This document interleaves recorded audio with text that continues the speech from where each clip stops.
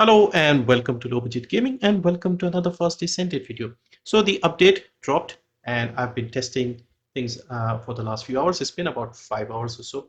It actually finished maintenance a little earlier than expected, and I've been testing the Ice Maiden boss. I have completed the Ice Maiden multiple times with Serena and Blair, and so I wanted to share a simple build and basically explain to you how this boss works and how you can take her down much more easily. So first up, this boss has an insane amount of health. Now, she has 1.5 billion in total health. So 930 of that is HP, 620 is shield. But don't worry, there is a solution. Now, previous boss, for example, Tormentor had 96 million. She has 1.5 billion. And so what they have done to make your life a little easier is they have given you an option. When you destroy the shoulders and things, you actually get an increase to your base skill power, a huge increase. I was checking when I was testing this. Normally, if you have like this Slayer set and you put some power increase mods, you'll probably have like a 1 times. And with this boss, when you break the shields, I was seeing 12 times and 14 times. So you can do a lot of damage using your skills. So I think guns probably not the way. Skills is what you need to do here. And for that, because she's an ice type, she's weak to fire, Blair is your guide. Alright, so what I have for you here is a simple guide with Blair using only skills, and we are using the killer recipe build, the Transcendent one, the one with the meatballs and stuff. So basically, what you should try and do if you can early on is break one of our parts. You'll see destroying his parts grants Descendant buffs that aid in battle. You get 12 or 14 times the base skill power, and you can do a lot of damage. So try to, get your fourth ability up and use your meatballs, recover your MP, use your third to burn, because you'll do a lot more damage. You can see we're getting 10 million per hit with our third, and our meatballs will also do similar amounts of damage. So that 1.5 billion can be whittled down very quickly if you do that. And also you can see when you throw your fourth, you end up, you can see 12.3 million per meatball over there. So now the only thing you have to be careful here with this build, at least, because this is my standard build from like when Ultimate Blair came out, if you remember. Basically no real changes there. We don't have a lot of HP. So my Blair only has about 9,000, 9,500 HP. So you have to be careful not to get hit. Don't go very close to her. She'll stomp on you and kill you. And also she will hit you with her laser type ice bullet.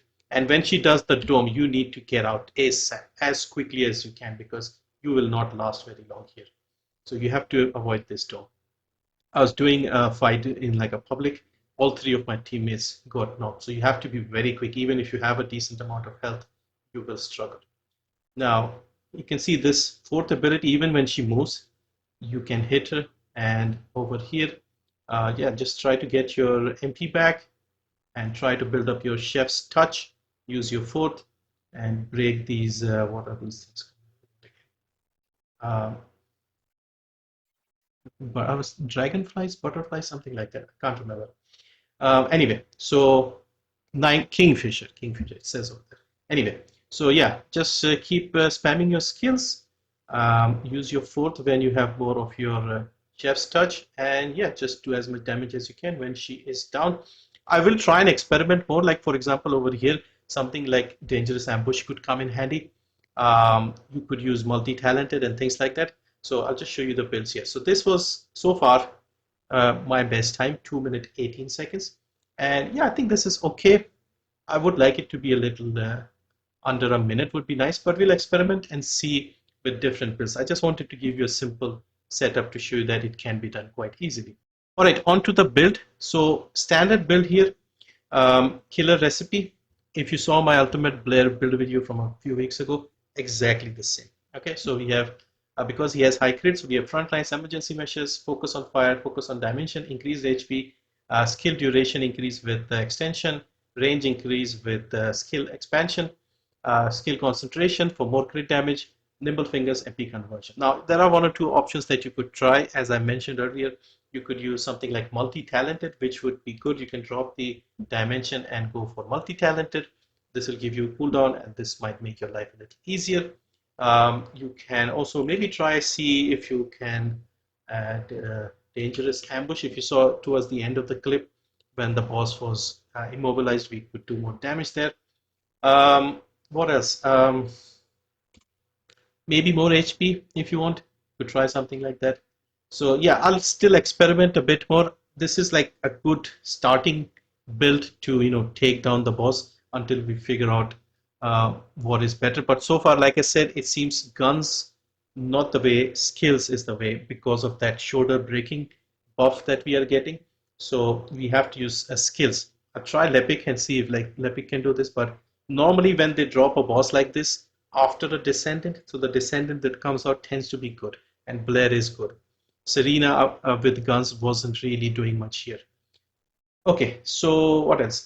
Reactor I'm using is cooldown, crit damage, and burning phase reactor. So fire and dimension.